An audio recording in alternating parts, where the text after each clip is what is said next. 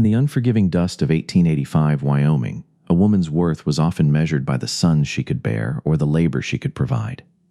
But for Sarah Higgins, her value was reduced to a singular, devastating lie: barren. Betrayed by her own flesh and blood, she wasn't just cast aside. She was sold like cattle to a terrifying, scarred widower from the high peaks. A man the town whispered was more wolf than human. Everyone thought she was sent to her death in that frozen cabin. They were wrong. This isn't a story of a victim. It's the untold saga of how a discarded woman tamed a savage heart and uncovered a conspiracy that would burn her old life to the ground. Jebediah Higgins did not look his daughter in the eye when the deal was struck. He stared instead at the scuffed leather boots of the man standing in the doorway of the Higgins' dusty parlor, a man whose shadow seemed to swallow the meager light of the kerosene lamp. The air inside the small farmhouse smelled of stale tobacco and the sharp, metallic tang of fear. Outside, the wind howled across the plains of Iron Creek, rattling the window panes as if trying to warn the woman sitting rigid in the corner. Sarah Higgins sat with her hands folded tightly in her lap, her knuckles white. She was 24 years old, a dangerous age for an unmarried woman in the territory, but it wasn't her age that had condemned her. It was the whisper. The rumor started by Dr. Eris Thorne, a man whose medical degree was as dubious as his sobriety, that Sarah was dried up inside, barren, unfit to carry a lineage. In a town where land was life and heirs were currency, Sarah had depreciated faster than a lame horse. "She's strong," Jebediah muttered, finally breaking the heavy silence. He rubbed a hand over his unshaven jaw. "She can cook. She can sew. She ain't afraid of hard work, Silas. You know, I wouldn't lie to you about that." Silas Kincaid said nothing. He was a mountain of a man, clad in bear skins and rough-spun wool, with a face that looked like it had been carved out of granite and left out in the rain. A jagged scar ran from his left temple down to his jaw, disappearing into a thick, dark beard. He was the widower of Black Peak, a man who came down to Iron Creek only twice a year for supplies. Rumors followed him like flies. They said he had killed a grizzly with a knife. They said his first wife died of fright looking at him. They said he needed a woman, not for love, but to keep his wild children from turning feral. "The doctor says she can't give you no more young uns," Jebediah continued, his voice taking on a whining, pleading edge. "So you ain't got to worry about another mouth to feed in that regard. She's just labor, pure and simple." Sarah felt a tear slide down her cheek, hot and humiliating. Labor. That was all she was now. Not a daughter. Not a person. An asset to be liquidated to settle her father's gambling debts at the Golden Steer Saloon. Thaddeus Rourke, the banker who owned half the town and most of Jebediah's soul, had suggested this arrangement. Kincaid had gold, nuggets he pulled from the icy streams up north, and Jebediah needed gold. Silas Kincaid finally moved. He took a heavy leather pouch from his belt and dropped it onto the wooden table. The sound was a dull, heavy thud that echoed in Sarah's chest. "I don't need a broodmare, Higgins." Silas's voice was a low rumble, like distant thunder in a canyon. "I need a mother. My boy and girl, they need a soft hand. Can she provide that?" Jebediah snatched up the pouch, greed lighting up his watery eyes. He didn't even weigh it. "She's got a heart, Silas. Too soft, if you ask me. She'll do." Silas turned his gaze to Sarah. For the first time, she looked up, meeting his eyes. They were a startling, icy blue, devoid of warmth, but also devoid of the leering malice she saw in the men at the saloon. There was a profound tiredness in them. He didn't look at her like a purchase. He looked at her like a problem he was trying to solve. "Pack your things, Miss Higgins," Silas said. "We ride before the storm breaks." Sarah stood up, her legs trembling. She didn't look at her father. She couldn't. If she did, she might scream, and she knew screaming would do no good. The deal was done. The ledger was balanced. She went to her small room, packing her meager belongings into a carpet bag: 2 dresses, a Bible that had belonged to her mother, a hairbrush, and a small, hidden locket containing a picture of her late sister. As she folded her gray wool dress, she heard her father in the other room, counting the gold coins, the clink of metal on wood sounding like nails being driven into a coffin. When she emerged, Silas was waiting by the door. He didn't offer his arm. He simply opened the door and walked out into the swirling dust. Sarah followed, the wind whipping her skirts around her legs. Her father stood on the porch, clutching the gold. It's for the best. Sarah! He shouted over the wind, a pathetic attempt to absolve himself. You'll see! He's a rich man! Sarah didn't look back. She climbed onto the spare horse Silas had brought, a roan mare with a wild eye. Silas mounted his massive black stallion effortlessly. He looked down at her, checking her saddle. It's a 2-day ride, he said flatly. Don't fall behind. As they rode out of Iron Creek, passing the saloon where the piano player was banging out a jaunty tune, Sarah saw the curtains of the bank twitch. Thaddeus Rourke was watching. She felt a chill that had nothing to do with the wind. Why was the richest man in town so interested in the sale of a barren woman to a hermit miner? The town faded behind them, swallowed by the prairie. Ahead lay the mountains, jagged teeth biting into the gray sky. Sarah Higgins was no longer a woman of Iron Creek. She was the property of the mountain now. The ascent was brutal. The trail to Black Peak was less a road and more a suggestion. A narrow goat path winding up sheer cliff faces where one wrong step meant a 1,000-foot drop. The air thinned, growing colder and sharper with every mile. The pine trees transformed from lush green giants to twisted, wind-battered sentinels clinging to the rock. For 2 days, they barely spoke. Silas Kincaid was a man of silence. He communicated in gestures, a nod to stop for water, a raised hand to signal a loose rock. At night, they camped under the vast canopy of stars. Silas built a fire with practiced efficiency, cooked salt pork and beans, and slept with a rifle across his chest, his back to a tree. He offered Sarah the tent, a small canvas structure that smelled of mildew and earth. He never touched her. He never made an untoward comment. He treated her with the same grim utility he treated his pack mule. Sarah, however, watched him. She saw the way he checked the horse's hooves with gentle hands. She saw how he paused to look at a hawk circling overhead, a flicker of appreciation in his stoic face. He was a hard man, yes, but he wasn't the monster the town gossips painted him to be. A monster wouldn't have given her the extra blanket when the temperature plummeted on the second night. On the afternoon of the third day, they crested a ridge, and the cabin came into view. It was a sturdy structure of rough-hewn logs, nestled in a small valley protected by towering granite walls. Smoke curled lazily from the chimney. A stream, clear as gin, cut through the property. It was beautiful in a savage, lonely way. But as they approached, Sarah saw the neglect. The fence around the vegetable patch was broken. A majestic rocking chair on the porch was overturned. And then she saw them. 2 small faces peered out from behind a stack of firewood near the barn. A boy, perhaps 8 years old, with hair like straw and dirt smudged across his cheeks like war paint. Beside him, clinging to his sleeve, was a tiny girl, no older than 5, clutching a rag doll that was missing an arm. Silas pulled his horse to a halt and swung down. The children didn't run to him. They stood their ground, their eyes darting from their father to the woman on the roan mare. Toby.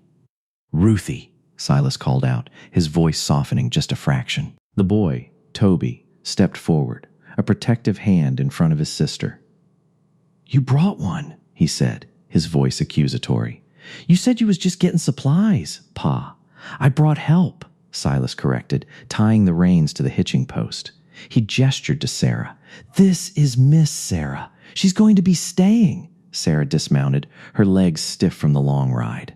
She tried to smile, but the children looked at her as if she were a mountain lion poised to strike. Hello, Sarah said gently. You must be Toby, and you're Ruthie. Ruthie buried her face in Toby's shirt. Toby spat on the ground, a gesture clearly learned from rougher men than his father. We don't need her. The last one ran off. She'll run off too. Silas sighed, a sound that seemed to come from the bottom of his boots. Toby, enough. Help Miss Sarah with her bag. I have to check the traps. I ain't helping her. Toby snapped. He grabbed his sister's hand and bolted toward the barn, disappearing into the shadows. Silas watched them go, his shoulders slumping. For a moment, the mountain man looked defeated. He turned to Sarah. They've had it rough. Their ma, she died 2 winters ago. Then I hired a woman from the valley last spring. She stole my silver locket and left the kids alone for 3 days while I was hunting. They don't trust easy. I'm not a thief, Mr. Kincaid, Sarah said, straightening her spine. And I don't run. We'll see, Silas grunted. The cabin's yours. I sleep in the barn loft when the weather allows. You take the main room with the girl. Toby sleeps in the loft. He grabbed his rifle and walked toward the woods, leaving Sarah alone in the clearing. Sarah took a deep breath of the pine-scented air and walked up the steps to the cabin. She pushed the heavy oak door open. The interior was a disaster. Unwashed dishes were piled on the table. Clothes were strewn everywhere. Dust motes danced in the shafts of light. It smelled of wood smoke and unwashed boy. It was a mess. It was cold. It was lonely. But as Sarah looked around, she didn't feel despair. She felt a spark of anger. Her father had sold her. The town had discarded her. Thaddeus Rourke had looked at her like a pawn. They all thought she was useless. I will show them, she thought, dropping her carpet bag on a sturdy pine table.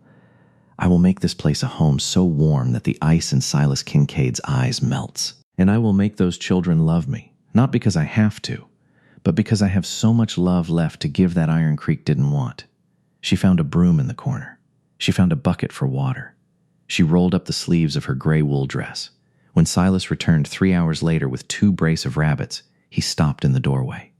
The floor was swept. A fire was crackling cheerfully in the hearth. The table was cleared, and the smell of coffee and heated beans filled the air. Sarah was sitting by the fire, mending the arm of a rag doll with a needle and thread. Ruthie was sitting 3 feet away, watching her with wide, curious eyes. Silas didn't say a word.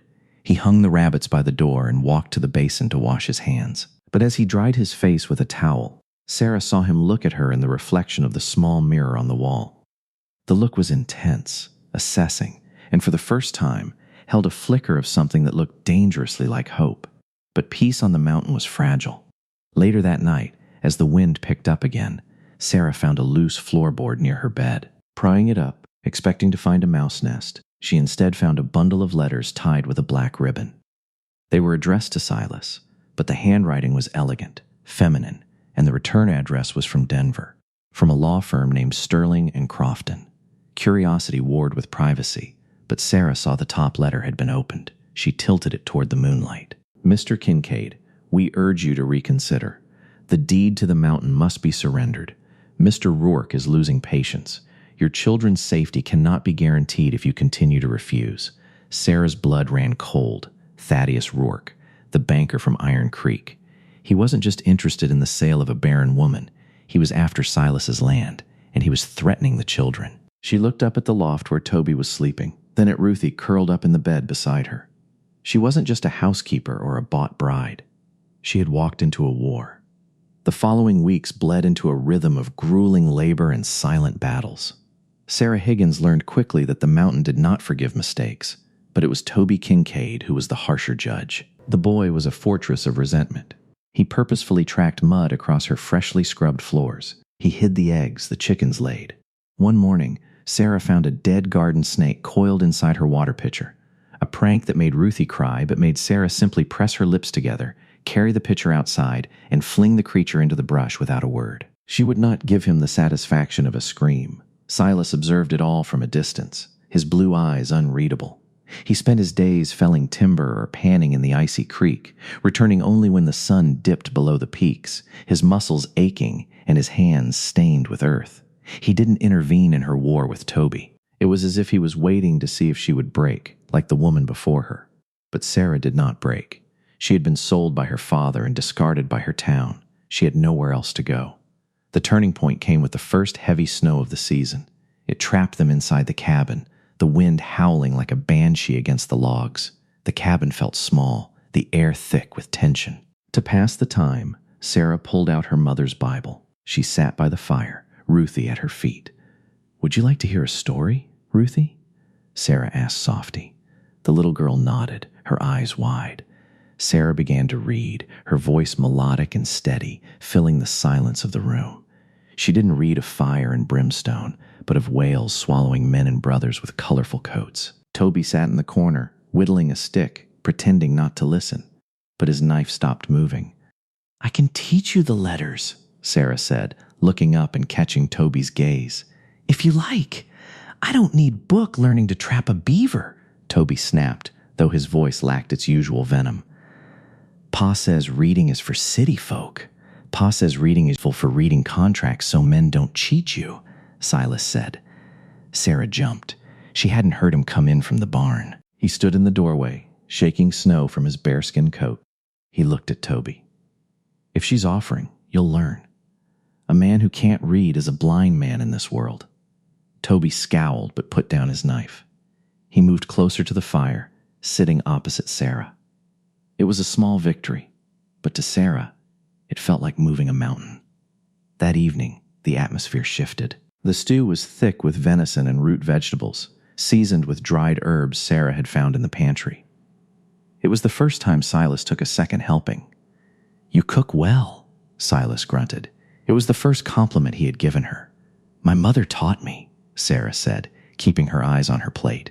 She said a hot meal can fix half the world's problems. "It can't fix a broken leg or a dry stream," Silas said, "but it helps." After the children were asleep, Ruthie curled up in the big bed and Toby in the loft. Sarah remained by the fire, mending a tear in Silas's wool shirt. Silas sat opposite her, cleaning his rifle. The smell of gun oil mixed with the scent of the pine logs. "Why did you let them say it?" Silas asked suddenly. Sarah looked up, confused. "Say what?" "That you're Barren," he said. The word hung in the air, sharp and ugly. "Dr. Thorne. I know him. He's a drunkard who would diagnose a horse with hysteria if you paid him $1. Why did you let that label stick?" Sarah felt the old shame burn her cheeks. "It wasn't just him. I was married before, briefly, to a man named Jedediah. We were together 2 years. No child came. Then he died of the fever. The town, they did the math. 2 years. No baby. Then the doctor said I was inhospitable. My father saw it as a defect. A defect lowers the price." She waited for Silas to look at her with the same pity or disgust she saw in Iron Creek. Instead, Silas set the rifle down. He leaned forward, the firelight dancing on the jagged scar running down his face. "My wife, Martha, she gave me 2 children. She was fertile as the valley soil, and she was miserable. She hated the mountain. She hated the silence. She looked at me with fear every day until the fever took her." He paused, his voice dropping to a gravelly whisper. "I didn't buy you for a broodmare, Sarah. I have children. I don't need more. I needed someone with a spine, someone who could look at a dead snake in a pitcher and not run screaming back to the valley." Sarah's breath hitched. He had seen. "You knew? I see everything on my land," Silas said.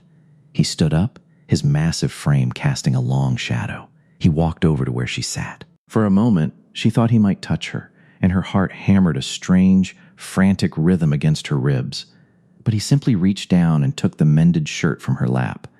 "Toby likes you," Silas said. "He just doesn't know how to say it. He's afraid you'll leave like the others." "I told you," Sarah whispered, looking up into his intense blue eyes. "I don't run." "Good," Silas said, "because come spring, the snow melts. And when the snow melts, the wolves come out. Not the 4-legged kind. The kind that wear suits and carry deeds." He turned and walked out to the barn, leaving Sarah alone with the dying fire and the realization that the man she had been sold to was not her captor, but perhaps the only shield she had left. The letter Sarah had found under the floorboard burned a hole in her conscience for weeks. She hadn't mentioned it yet, fearful of breaking the fragile truce she had built with Silas. But the threat of Thaddeus Rourke loomed over the peaceful valley like a thunderhead. Winter loosened its grip. Patches of green began to show through the white, and the streams swelled with meltwater. With the thaw came the intruders. It happened on a Tuesday. Silas was up at the high ridge, checking the perimeter. Sarah was in the yard, hanging laundry on a line strung between 2 pines. Ruthie was playing in the mud, and Toby was chopping wood, his strokes stronger and more confident than they had been months ago. The sound of hoofbeats broke the serenity. Sarah dropped a wet sheet into the basket and spun around. 2 riders were approaching from the lower trail. They didn't look like miners or drifters. They wore long dusters and bowler hats. City men. Toby dropped the axe and ran to Sarah's side. "Get inside, Miss Sarah," he hissed, his face pale. "Pa said nobody comes up here but him. Stay behind me, Toby." "Grab Ruthie," Sarah commanded, her voice surprisingly steady. She wiped her wet hands on her apron and stepped forward as the riders reined in near the porch. The lead man was slick, with a mustache waxed to needle points. He smiled, but it didn't reach his eyes. "Good afternoon, ma'am. Fine day for laundry." "State your business," Sarah said cold. "Just passing through," the man said, leaning on his saddle horn. "My name is Caleb Thorne. This here is Mr. Vance's associate. Forgive me, force of habit. This is Mr. Blackwood. We're surveyors." "Working for the territory, Thorne." The name struck Sarah like a slap. "You're kin to the doctor in Iron Creek?" Caleb's smile widened, predatory. "My brother. He mentioned the Higgins girl had come up this way. Said she was sold off to the hermit. I see the transaction went through." Toby stepped forward, his small fists clenched. "You get off our land!" "Your land?" Caleb laughed. "That's a matter of debate, son. We're just here to check the property lines. See, Mr. Rourke down at the bank believes the Kincaid claim overlaps with some federal interests. Mr. Kincaid isn't here," Sarah said, stepping in front of Toby, "and he doesn't take kindly to trespassers. I suggest you turn around." Caleb's eyes narrowed. He dropped the reins and let his hand drift toward the pistol at his hip. "Now, listen here, you barren little..." Crack. The sound of a rifle shot split the air. Caleb's hat flew off his head, spun in the air, and landed in the mud with a neat hole through the crown. Caleb yelped and ducked, his horse rearing. High up on the ridge, 300 yards away, a silhouette stood against the sky. Smoke drifted from the barrel of a long-range buffalo rifle. "Next one takes your ear. Thorne!" Silas's voice roared down the valley, magnified by the canyon walls. Caleb scrambled to control his horse, his face draining of color. He looked at Sarah, then up at the ridge, pure terror in his eyes. "This isn't over! You tell him Rourke is coming! You tell him the law's on our side!" "The law stops where my bullets start," Silas bellowed back. Caleb and Mr. Blackwood didn't wait for a second warning. They spurred their horses and scrambled down the trail in a cloud of dust and gravel. Sarah stood frozen, her heart pounding. She turned to check on the children. Ruthie was crying, but Toby was staring up at the ridge, a look of absolute awe on his face. Silas rode down 10 minutes later. He slid off his stallion before it had even fully stopped, his face a mask of fury. He checked Toby, then Ruthie, his big hands gentle as he inspected them for harm. Then he turned to Sarah. "Did they touch you?" he demanded, his voice shaking with adrenaline. "No," Sarah said. They talked." Silas swore and kicked the dirt. "I should have killed them. Rourke sent them. He's testing my perimeter." "Silas," Sarah said, her voice firm. "We need to talk. Now." She led him inside the cabin. She went to the loose floorboard and pulled out the bundle of letters. She slammed them onto the table. "I found these," she said. "Rourke wants the land. He's threatening the children. Why didn't you tell me we were sitting on a powder keg?" Silas looked at the letters, then at her. The anger drained out of him, replaced by a weary resignation. He pulled out a chair and sat heavily. "Because if you knew, you would have left," he said quietly. "I am not a coward," Sarah said. Silas sighed. "It's not about the land, Sarah. It's what's in the land." He reached into his pocket and pulled out a jagged rock. He placed it on the table. It was heavy, dark, and veined with a thick, buttery streak of yellow. Sarah gasped. "Gold? The mother lode," Silas said grimly. "I found it 3 years ago. It runs right under the cabin. If this gets out, Iron Creek won't just send surveyors. Every thief, murderer, and desperate man in the territory will swarm this valley. They'll burn this cabin to get to it. So why haven't you mined it? You could be rich. You could leave," Sarah asked. "And go where?" Silas gestured to the window. "This is my home. And money. Money makes men like Jebediah Higgins sell their daughters. Money makes men like Rourke twist the law. I wanted to keep it hidden until Toby was old enough to handle it. I wanted them to grow up strong, not spoiled." He looked at her, his eyes pleading. "I bought you because I needed someone the town had thrown away. Someone who had no loyalty to Iron Creek. Someone who would protect this secret because she had nothing left down there." Sarah touched the gold ore. It was cold, but it burned her fingertips. She realized the magnitude of the danger. Rourke suspected the gold. That was why he wanted the deed. "They won't stop, Silas," she said softly. "Thorne said the law is on their side. Then we fight the law," Silas said. He reached out and covered her hand with his. His palm was calloused, rough as bark, but warm. "But I can't do it alone. I can fight men, Sarah, But I can't fight a bank and raise 2 children. I need a partner. A real partner. The air in the room shifted. It wasn't just a business arrangement anymore. It wasn't just labor. He was asking her to stand with him against the world. Sarah turned her hand over, interlacing her fingers with his. Then you better teach me how to shoot that rifle, Mr. Kincaid. Silas stared at her, and a slow, genuine smile spread across his scarred face. It transformed him, making him look 10 years younger. First lesson is tomorrow at dawn, he said. But the dawn would bring more than just target practice. As the sun set, casting long shadows over the valley, neither of them noticed the glint of a spyglass from the far ridge. Caleb Thorne hadn't left. He was watching. And he wasn't alone. The dawn light was gray and thin, filtering through the pine needles as Sarah raised the heavy Winchester rifle to her shoulder. It smelled of oil and cold iron. Her arms trembled under the weight, but she grit her teeth, refusing to lower it. "Widen your stance," Silas murmured, his voice right beside her ear. He didn't touch her, but his heat radiated against her back, a stark contrast to the biting mountain air. "You're stiff as a board, Sarah. The gun kicks. If you're stiff, it'll knock you flat. You have to roll with it." Sarah exhaled, relaxing her knees. "Like this? Better." Silas reached out, his large, rough hand covering her smaller one on the barrel, adjusting her grip. The contact sent a jolt through her that had nothing to do with the recoil. "Aim for the knot on that oak tree. Don't look at the gun. Look at the target. Squeeze. Don't pull." Sarah held her breath. She focused on the gnarl of wood 50 yards away. She thought of Caleb Thorne's sneering face. She thought of her father counting coins. She squeezed. The rifle roared, slamming into her shoulder. The smell of sulfur filled her nose. On the oak tree, bark exploded inches from the knot. "High and to the right," Silas critiqued, but there was approval in his tone. "But you didn't close your eyes. Most men close their eyes their first time." "I can't afford to close my eyes anymore," Sarah said, working the lever to chamber another round with a metallic clack-clack that echoed in the silent valley. For the next 3 days, the cabin became a fortress. The domestic rhythm of cooking and cleaning was replaced by the grim preparation for war. Toby helped Silas board up the lower windows with thick oak planks, leaving only narrow firing slits.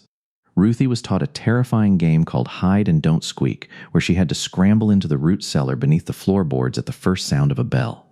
The tension was a physical weight.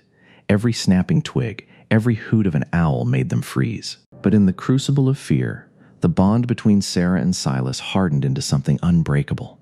They moved around each other like a well-oiled machine, him chopping wood, her stacking it, him cleaning guns, her tearing strips of linen for bandages. The attack came on the 4th night, under the cover of a moonless sky. It didn't start with a shout, but with a flicker. Sarah was darning socks by the low light of the embers when she saw a strange orange glow dancing on the barn wall through the window slit. "Silas!" she hissed. Silas was off his chair instantly, rifle in hand. He peered through the slit. "Fire! They're trying to flush us out." A torch arced through the night sky, landing on the dry thatch of the woodshed attached to the cabin. Then another. Then a gunshot shattered the glass of the upper loft window. "Get down!" Silas roared, tackling Sarah as wood splinters sprayed the room. Toby screamed from the loft. "Toby, get Ruthie! The cellar!" Sarah shouted, scrambling on her hands and knees. She wasn't paralyzed by fear. She was galvanized by it. She crawled to the children, grabbing Ruthie, who was sobbing, and shoved her toward the trapdoor Toby had already flung open. "Stay down there," Silas commanded the boy. "Do not come out until I open this door. Do you hear me?" "Yes, Pa," Toby whimpered, his bravado gone. He pulled the trapdoor shut. "They're at the tree line," Silas said, moving to the window slit. He fired 2 rapid shots. A scream of pain echoed from the dark woods. "3 of them, maybe 4. They want to burn the roof over our heads." "The water barrels are full," Sarah said, grabbing the bucket. "I'll handle the sparks. You keep them back." For an hour, hell descended on Black Peak. Bullets thudded into the thick logs of the cabin like angry hornets. Silas moved from window to window, a ghost in the dark, firing with terrifying precision. Sarah ran back and forth with wet rags and buckets, dousing the small fires that started where flaming arrows pierced the chinking. Smoke began to fill the cabin, stinging their eyes. "They're moving up!" Silas yelled in. They're rushing the porch! Heavy boots slammed against the front door. The wood groaned. Someone was trying to ram it in. Reload! Silas tossed his empty rifle to Sarah and drew his hunting knife. Sarah caught the hot weapon, her hands shaking but efficient. She jammed fresh cartridges into the loading gate. 1, 2, 3. The door splintered. A hand reached through the gap to undo the latch. Silas didn't hesitate. He drove his knife through the gap, pinning the hand to the wood. A man howled in agony on the other side. Silas kicked the door, sending the man stumbling back off the porch. Now, Sarah! Silas shouted. Sarah stepped up to the firing slit beside the door. She saw a man in a duster fumbling with a lantern, trying to throw it onto the porch to start a blaze that would block their exit. It was Caleb Thorne. She didn't think. She remembered the knot on the oak tree. She leveled the Winchester. She exhaled. Bang! The lantern shattered in Caleb's hand, dousing him in oil and glass. He shrieked, dropping to the ground, scrambling away into the darkness, terrified but alive. They're pulling back! Silas yelled, firing one last shot at the retreating shadows. They lost their stomach for it! Silence crashed back into the valley, heavy and ringing. The only sound was the crackle of the burning woodshed and the heavy, ragged breathing of two people left standing in the dark. Silas turned to Sarah. His face was smeared with soot, his eyes wild and bright. Blood trickled from a cut on his forehead where a splinter had grazed him. You shot the lantern, he breathed, looking at her with a mixture of shock and reverence. You didn't kill him. You took away his light. I aimed for the knot, Sarah whispered, the adrenaline suddenly draining out of her, leaving her knees weak. She slumped against the wall. Silas crossed the room in 2 strides. He didn't check the door. He didn't check the guns. He grabbed Sarah by the shoulders, pulling her upright. Are you hurt? He demanded, his hands frantically checking her arms, her face. Sarah, look at me. Are you hurt? I'm fine, she managed to say. Just shaking. You fought like a lioness, Silas said, his voice rough with emotion. God help me. I thought I'd lost you when the glass broke. He pulled her into his chest. It wasn't a polite embrace. It was a collision. Sarah buried her face in his buckskin shirt, smelling the sweat, the gunpowder, and the man. She wrapped her arms around his waist, holding on as if he were the only solid thing in a spinning world. For the first time, she felt the tremor in his body. The mountain man, the wolf of Black Peak, was shaking too. Not from fear of death, but from the fear of losing her. The morning sun revealed the scars of the battle. The woodshed was a charred skeleton. The front door was hacked and splintered. The pristine snow around the cabin was trampled and stained with dark splashes of blood where Silas had hit his marks. They hadn't slept. Silas had stayed on watch while Sarah coaxed the terrified children out of the cellar, feeding them cold biscuits and wrapping them in blankets by the hearth. Now, with the sun high, Silas sat on a stool while Sarah cleaned the gash on his forehead. The wound wasn't deep, but it was ugly.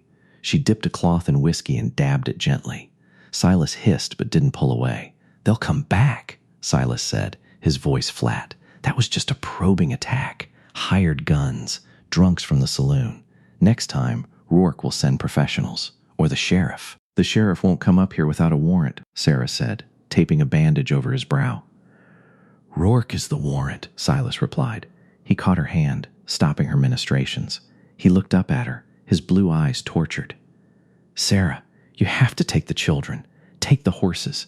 Go over the North Ridge. There's a pass that leads to Silverton. I have a cousin there. He'll take you in. Sarah pulled her hand away, angry tears pricking her eyes. So that's it? You fight to the death alone, and I run away? I can't defend the cabin and protect you all at the same time. Silas slammed his fist on his knee. If they get past me, if they get to you, they won't get past us, Sarah said firmly, because we're not staying in the cabin. Silas frowned. What? They know where we live. They know our defenses. We're sitting ducks here, Sarah argued, pacing the room. Her mind, sharp and pragmatic, was racing.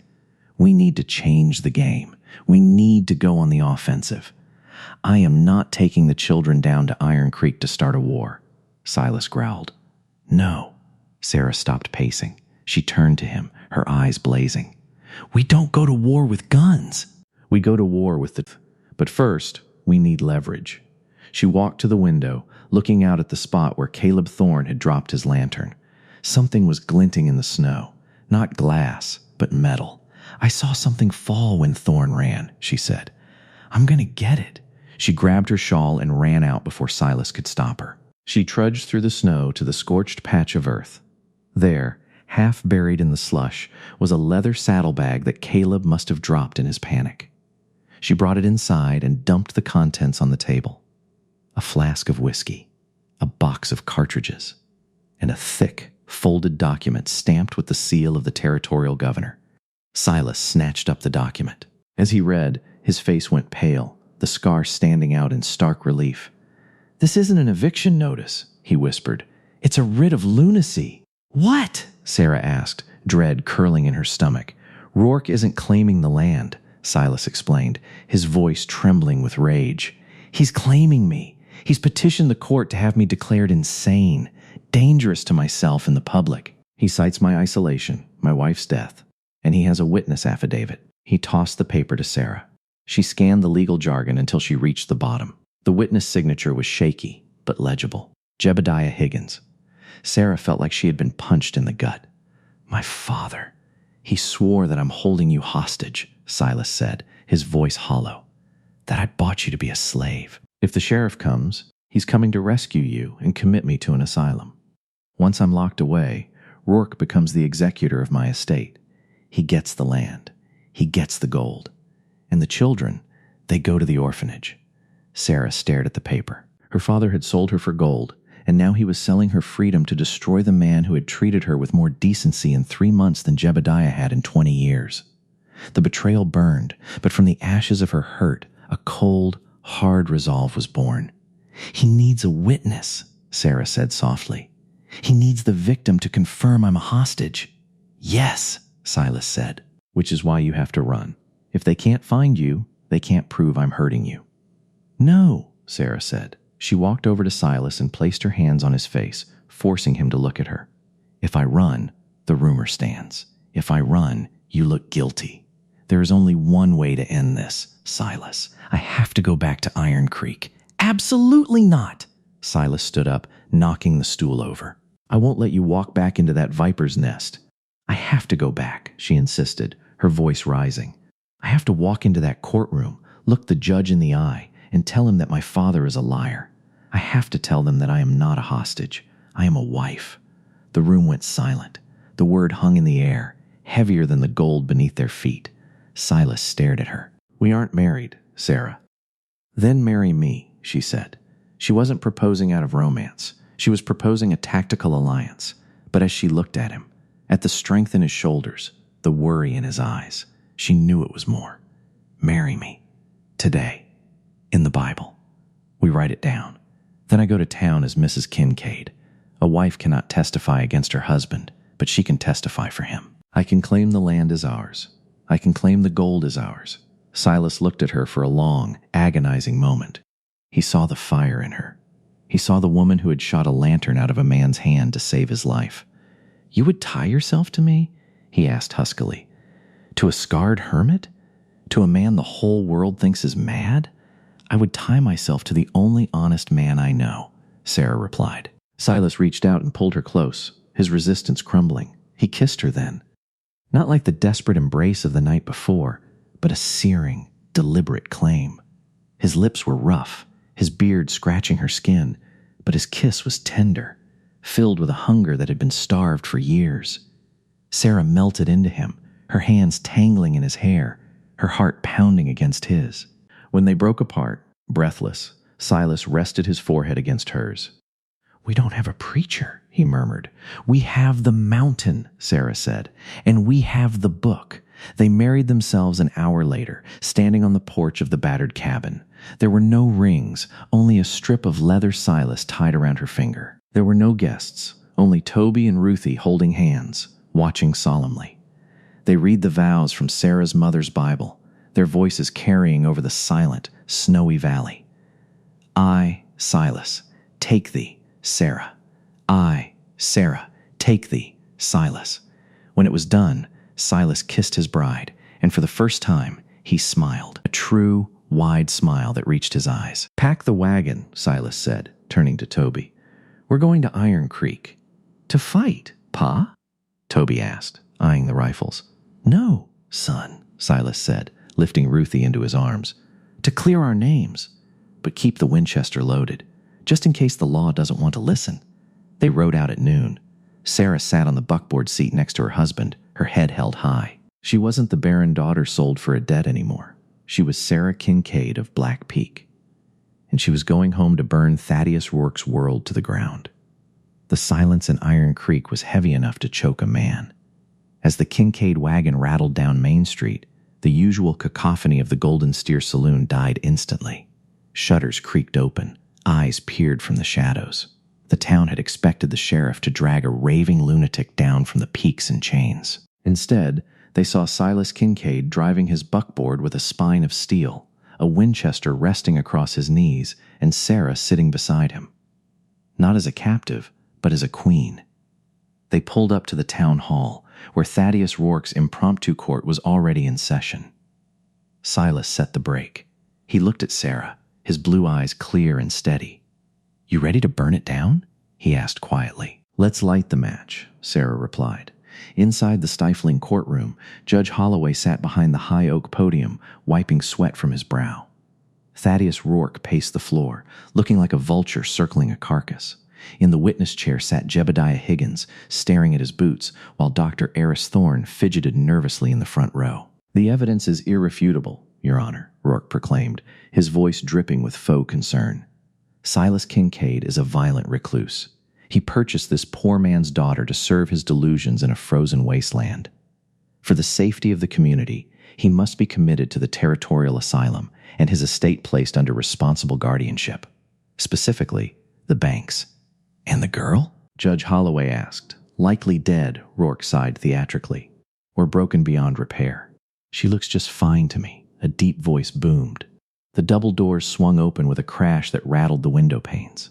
Silas Kincaid filled the frame, a mountain of buckskin and resolve. The room gasped. Rourke spun around, his face draining of color.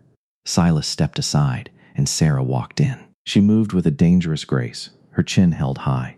She ignored the crowd and locked eyes with her father. Jebediah shrank into his chair, looking small and pathetic. "Sarah?" Jebediah whispered. You're alive. Order!" Judge Holloway banged his gavel. "Mr. Kincaid, surrender your weapon or be shot." Silas handed his rifle to the trembling bailiff without a word. He walked to the center of the aisle, Sarah at his side. "I'm not here to fight, Judge," Silas said, his voice rumbling like distant thunder. "I'm here to testify." "Testify?" Rourke sputtered, stepping forward. "The man is insane. He's dangerous. Sheriff, arrest him. Sit down. Rourke," the judge barked. He turned to Sarah. "Miss Higgins, your father claims you are being held against your will. Is this true?" Sarah stepped into the sunbeam cutting through the dusty air.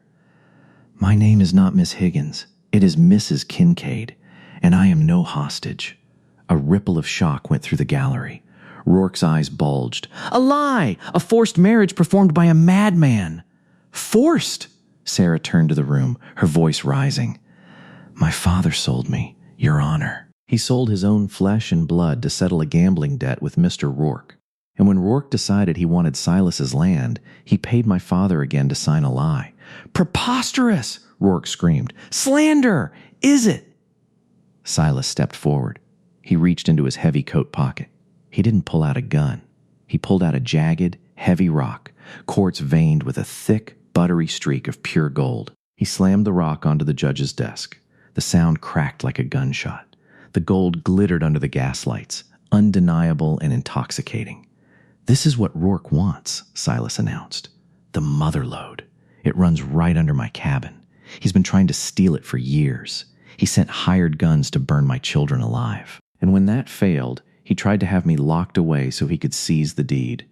Judge Holloway picked up the rock, staring at it with wide eyes. He looked at the banker. "Thaddeus? Did you know about this claim?" I merely suspected mineral potential," Rourke stammered, sweat pouring down his face. "He knew," Sarah interjected. She pulled the blood-stained surveyor's map and the threatening from her shawl. "We found these on the men he sent to kill us. Men led by Caleb Thorne." She turned on Dr. Thorne, who was trying to slide out of his seat. "And you, doctor, you declared me barren. Was that medical science?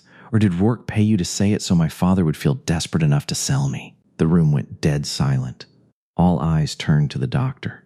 Thorne crumbled under the pressure. I never examined her properly," Thorne squeaked, his voice trembling. "Rourke said it would help Jebediah. He said nobody would marry her otherwise. I didn't know he'd send killers." The courtroom erupted. The people of Iron Creek, who had feared Rourke's influence for years, suddenly saw him for the thief he was. The sheriff, sensing the shift in power, moved away from Silas and unhitched his handcuffs. "This court finds the petition for lunacy to be malicious and fraudulent." Judge Holloway roared over the noise. "Sheriff, take Mr. Rourke and Dr. Thorne into custody for conspiracy and attempted murder." As Rourke was dragged away, screaming threats, Sarah turned back to the witness chair. Her father was weeping into his hands. "Sarah," Jebediah sobbed, reaching out a shaking hand. "Please. I'm an old man. I have nothing. I did it for us." Sarah looked at him. There was no hate in her eyes, only a vast, icy distance. "You did it for yourself. You have your life, Father. That is more than you left me with. Do not come to the mountain. You are not welcome there." She turned her back on him and took Silas's arm. Together, they walked out of the town hall, stepping into the bright, blinding sunlight of freedom. 6 months later, the bite of winter had softened into the lush green of a mountain spring. The cabin at Black Peak was transformed. A sturdy extension had been added, and the sound of hammers echoed from the creek where a team of honest miners, hired from Silverton, worked the claim. Silas Kincaid was now the wealthiest man in the territory, though he still wore his buckskins and chopped his own wood. Sarah sat on the porch in the rocking chair Silas had repaired for her. She watched Toby teaching Ruthie how to skip stones in the stream. The children were laughing, a sound that had healed the lingering scars of the past. The door opened, and Silas stepped out with 2 mugs of coffee. He handed one to her and sat on the railing, his long legs stretched out. The jagged scar on his face had faded to a silver line, and the haunted, feral look in his eyes was gone, replaced by a deep, abiding peace. "Sheriff sent word up," Silas said softly. "Rourke got 20 years hard labor. Your father, he took a wagon train to California. He's gone." Sarah took a sip of the hot coffee, looking out at the granite peaks. "He was gone a long time ago, Silas." Silas nodded. He set his cup down and slid off the railing, kneeling beside her chair. He placed a large, rough hand gently over her stomach. It was a gesture he had been making often lately, with a reverence that made Sarah's heart ache. "Are you sure?" he asked, his voice thick with emotion. "Dr. Thorne said. Dr. Thorne was a liar and a fool." Sarah smiled, placing her hand over his. Underneath the layers of her wool dress, there was a subtle, undeniable swell, a flutter of new life. The town had called her barren. Her father had called her worthless. But the mountain knew the truth. She had just needed a place safe enough to bloom. "I'm sure," Sarah whispered, leaning down to kiss his forehead. "By the first snow, we'll need another cradle." Silas Kincaid, the man who had once been more wolf than human, pressed his face against her stomach and closed his eyes. A single tear tracked through his beard. "Thank you," he whispered, "for saving me." "I didn't save you, Silas," she said, watching their children play by the water. "We saved each other. What a journey! From being sold as a barren outcast to becoming the fierce matriarch of a gold mining empire, Sarah's story proves that your value is never defined by what others say about you. She didn't just tame the wild beast of the mountain. She healed a broken family and found the strength to destroy the corruption that tried to bury her. The ultimate twist, that she wasn't barren at all, but simply the victim of a cruel lie, serves as the perfect poetic justice against those who underestimated her.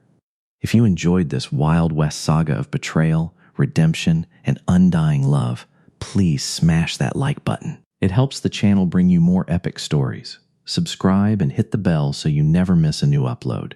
And tell me in the comments, would you have forgiven Jebediah in the end, or did Sarah make the right choice to walk away? I want to hear your thoughts.